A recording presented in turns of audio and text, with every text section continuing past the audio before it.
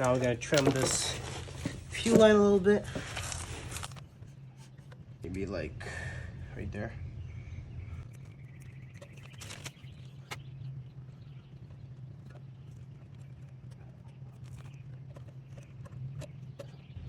All right, that's on there. That's good. We're gonna change the throttle cable. So let's open this throttle up. Hooked up. Just an annoying process. I didn't film. And lead the throttle cable through like this. And there's a little type of cable mounts. I'm gonna use it because why not? Cable holder. All right, now we're gonna open up this throttle and install the throttle cable to the carb. Pull this out.